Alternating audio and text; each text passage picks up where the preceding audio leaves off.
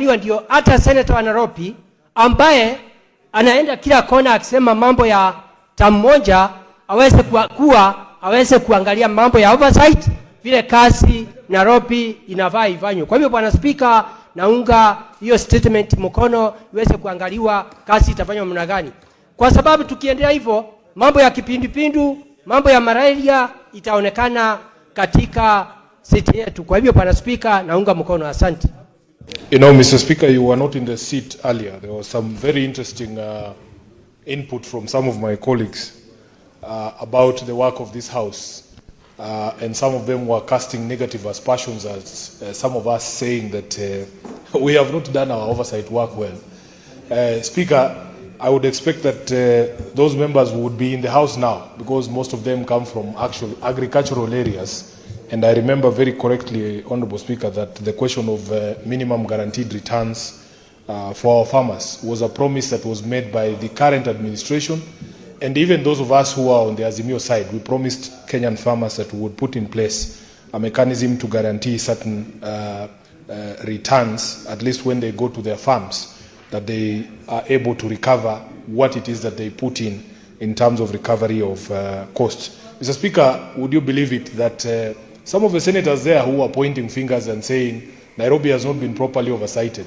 I remember, Honorable Speaker, that as a member of the County Public Accounts Committee, the chair of PAC sometimes has to restrain some of these senators from praising their own governors when they appear before these committees. And it is quite an interesting phenomenon, Honorable Speaker, that a senator would start praising a governor appearing before a committee. Senator Mudingi. Yeah. Yangu ni kusema unajua saini saa 7 ni wakati wa njaa imeingia. Sasa rafiki yangu ako juu, gavana ako juu. Mimi naomba dialogue. Mimi siko juu. Sawa. Mimi naomba dialogue kwa sababu gavana wamekubali pesa ilitumika na ni makosa imepatikana. Ile kitu muhimu katika ulimwengu ni mambo ya dialogue. Bora gavana apatiwe time aende arudishe pesa before mweke recommendation. Bora tu ni yeye aseme atakaa muda gani kama amerudisha pesa. Hiyo ni kitu kidogo. Yes, makosa ilifanyika. We have undertaken, we are going to refer that money immediately. It goes through the COB. Okay. No. We need to close this. I need to provide guidance that Senator Mudingi is, you're a friend of the committee, not a friend of the governor in this current setup. So don't forget that. Asante sana. Can we proceed to the next one? Naomba kamati ya parapara iweze kuangalia na makini kwa sababu mara mingi tumekuwa tukipatia magavana pesa na Nairobi ni city, ingefaa gavana wa Nairobi afanye kazi kulingana vile inafaa ndio mambo kama hii isifanyike tena. Ninakumbuka Bwana Speaker, mwaka mmoja iliyopita huyu gavana mwenyewe ndiye alisukua takataka na akaenda akafunga njia ya Kenya Power. Kwa hiyo ningeomba Bwana Speaker iweze kuangaliwa huyu gavana anafanya kazi namna gani. Na pia iweze kuangaliwa hata sisi masenators tunafaa tuwe oversight tunafanya vizuri. Na Bwana Speaker, tumeona wengine wakisimama mbele ya magavana wengine. Bwana Speaker, masenata wakienda kusema vile kazi haifanyiki. Kwa hivyo naomba iweze kuangaliwa ndio hata senator wa Nairobi ambaye anaenda kila kona akisema mambo ya tamu moja aweze kuangalia mambo ya oversight vile kazi Nairobi inafaa ifanywe. Kwa hivyo Bwana Senator for Nandi County, Senator Cherargei. Thank you, Mr. Speaker. I want to join my colleagues in passing our deepest condolences because we are told 42 Kenyans died because of Friday raging floods, Mr. Speaker, sir. 71 vehicles were swept away. And of course, there was massive. I saw yesterday in one of the news outlets that most schools could not continue. Mr. Speaker, this issue of stormwater and drainage and the issue of flooding in Nairobi is not new. In 2023, there was a similar incident. I was embarrassed by the comments of Nairobi governor, who used to tell us in a work, but it looks like it does not work, Mr. Speaker, because they don't have even a storm drainage policy, as by my last checkings, Mr. Speaker. And I think I want to advise him to read a book called Eating Chiefs, a Nigerian by Topolo Young, Mr. Speaker. because it looks like eating is too much as opposing to working in Nairobi City County, Mr. Speaker. And I want to thank the national government because they have concentrated in giving necessary support to functionality. But I know the 80 billion, Mr. Speaker, might work in favor of alleviating suffering. Mr. Speaker, I want to propose the following. Because emergency and issues are concurrent functions, we should compensate the families that lost their loved ones, because it's a criminal negligence, Mr. Speaker. We should compensate for the lives lost and the properties that have been destroyed. Kenya Power, Mr. Speaker, should also compensate Kenyans, Mr. Speaker. So we want to appeal that as we go into the future, Mr. Speaker, is another point I want to make, since our colleague is here, is lack of oversight, Mr. Speaker. I want to encourage my brother Omwami Sifuna. Instead of saying Linda Mwananchi, you should start lindering Nairobi first. Because the problem is lack of oversight. Up to today, Mr. Speaker, and I know Senator Sifuna has zealously oversight the 10-point agenda of NADCO. He should start with Nairobi. Yes. If he can oversight the way he's oversighting NADCO and broad-based, if he could oversight Sakaja, we'd be not having problem, my brother Omwami Sifuna. Can you use the same passion to Linda Nairobi, not Linda Mwananchi? I saw you in Makueni. Start with Nairobi, my brother. That is where your vote is. The day you'll want to run for president, start with Nairobi, Mr. Speaker. So finally, Mr. Speaker, I want to support on the issue of national ID. Let us remain focused and steady fast, Mr. Speaker. We want as many Kenyans to get the national ID. And I want to confirm to Senator Manso that issuance of ID is free of charge, courtesy of William Ruto government. So make sure you take it so that we vote out. Senator Olekina. Thank you, Mr. Speaker. Mr. Speaker, I rise to make some brief comments on this very important statement on floods in Nairobi. Mr. Speaker, floods did not come yesterday. This is a problem which has been transferred from one administration to another. So it will be illogical to blame the current administration of Sakaja of all the challenges on the floods. Mr. Speaker, my point is very clear. Order. Nairobi County, when you look at the soils, scientifically they are saturated. When you look at urbanization, there is rapid creeping urbanization in Nairobi County. Everybody is moving to Nairobi. What do you expect?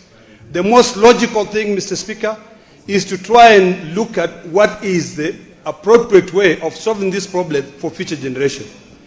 This is a systemic issue which started with poor infrastructure development by the colonial masters. You come into the current system where everybody is encroaching into the riparian lands. You cannot continue blaming one administration that is going to be able to solve all those problems. We can be populist, but that is not going to solve our problem. We have to be able to ask ourselves, what should be the problem and what is the solution? If you look at it right now, there is a problem in the sense that not one level of government takes full responsibility. The issue of floods in Nairobi is a shared responsibility between the national government and the county government. Clarify that first. Give one entity to be able to resolve that problem. Number two, in the past years where we've had flooding in Nairobi, and flooding in Nairobi is not unique to Nairobi alone. Other cities in Africa, Lagos is another big problem.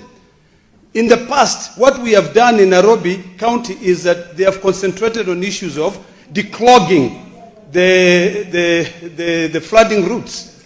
But the issue of the matter is that what must be done now is for this House to be able to push for more monies to go to our counties so that we don't have people from Western moving into Nairobi. We don't have people from Mount Kenya moving into Nairobi and setting up settlements where it's supposed to be, sort of like riparian land. That is the issue. Let us not run away from that. Finally, Mr. Speaker, it is important to be logical and not just to be populist when it comes to the issue of solving problems in this country. We cannot run away from the fact that all of us are responsible. We start with policies here and ensure that our counties become homes for our people, not Nairobi. Nairobi is overpopulated because there are no jobs in our counties. Everybody is moving here. What do you expect? You know? Asante Bwana Spika kwa kunipa nafasi niweze kuchangia statement ya Senator Aminda kuhusu mambo ya Nairobi.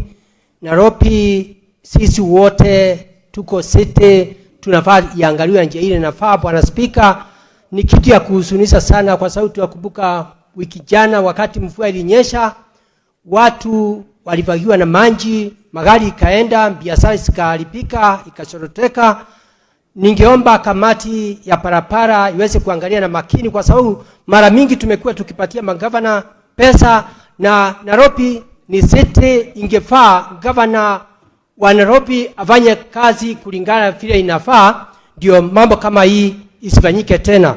Ninakumbuka Bwana Speaker, mwaka mmoja iliyopita huyu governor mwenyewe ndiye alisukua takataka na akaenda akafunga njia ya Kenya Power. Kwa hiyo ningeomba Bwana Speaker, iweze kuangaliwa huyu governor anafanya kazi namna gani, na pia iweze kuangaliwa hata sisi senators tunafaa tuwe oversight, tunafanya vizuri. Na Bwana Speaker, tumeona wengine wakisimama mbele ya magavana wengine, Bwana Speaker, maseneta wakienda kusema vile kazi haifanyiki. Kwa hivyo naomba iweze kuangaliwa ndio hata senator wa Nairobi ambaye anaenda kila kona akisema mambo ya tamu moja aweze kuangalia mambo ya oversight, vile kazi Nairobi inafaa ifanywe. Kwa hivyo Bwana Speaker, naunga hiyo statement mkono, iweze kuangaliwa kazi itafanywa namna gani, kwa sababu tukiendelea hivyo mambo ya kipindupindu, mambo ya malaria itaonekana katika city yetu. Kwa hivyo Bwana Speaker, naunga mkono. Asante. Senator for Nairobi City County, Honorable Sifuna. Yeah, Honorable Speaker, as part of the leadership in Nairobi, I was deeply embarrassed by what we saw in the city on Friday.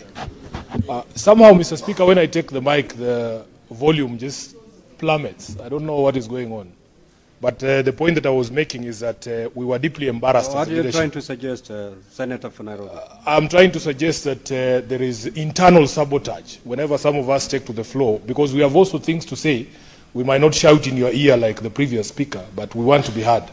Honorable Speaker, as the leadership in the city, we were deeply embarrassed by what happened in Nairobi on Friday. We have lost over 25 people in Nairobi alone. There is more than 4,000 families that have been affected by the flooding. And Honorable Speaker, what we want to say is our deepest condolences to all of those who have lost their loved ones. Our pole to the people who were affected in one way or by the floods. I know there are members here who were stuck on the road. Many Kenyans were stuck on the road overnight. Honorable Speaker, it was deeply, deeply embarrassing. And I said that as part of that leadership, you will hear no excuses from me. Honorable Speaker, it is quite surprising that a member of this House can forget that we have limited roles as senators. And this House knows the work that all of us have done in terms of oversighting of governance. And therefore, if the expectation from anyone in this House is that Senator for Nairobi is responsible for opening drainages, I think it is the height of hypocrisy, Honorable Speaker. Even in our political differences, you should not swing low blows, Honorable Speaker. I have heard various stories, including now we are being told that the city floods because it is built on a swamp. I think we all know, and we have known for all these years, of the problems around the drainage in Nairobi. And we can no longer give stories to the public, Honorable Speaker. We want at this particular moment in time to ensure, Honorable Speaker, that there is a comprehensive review of how this entire city drains so that these things don't happen again. I heard somebody say that the rains are things that we expect. It cannot be a surprise. And we know that it will rain again, including this week. But there are simple measures that can be put in place as we await a comprehensive review of how the city drains to ensure that these things don't happen again. Honorable Speaker, the last time we had flooding of a similar nature, they blamed settlements along the Nairobi rivers. And they kicked out many of our people from those settlements. And we thought that was the solution. But it is clear that these piecemeal interventions are not working. And that therefore, there needs to be a proper audit and review of how the entire city drains. And there's talent in young people, engineers who have done this work in other places who can be able to help us as a city to be able to stem this problem. Lastly, Honorable Speaker, there are simple things that I believe we can put in place as a county administration to help to save lives. For instance, when the meteorological department has told you that there's going to be heavy flooding, why can't we have early warning systems that can require employers to release people early from their offices so that we don't have traffic at those hours when it is raining, Honorable Speaker. Because it can be predicted with some degree of certainty the amount of rainfall we are going to receive on every single day, so that we warn people early to take precaution and to get home as fast as they can before the rains began, for the safety of everybody involved. And I am sure employers in Nairobi would actually cooperate. So, Honorable Speaker, I want to take this opportunity once again to just pass my condolences to everyone who has lost their loved ones. We as the leadership in Nairobi, together with the national government, there's a few things that we believe we can do to assuage the situation, and we'll be doing it both in our individual and corporate capacities to try and extend help to those ones who have been affected. I thank you, Honorable Speaker.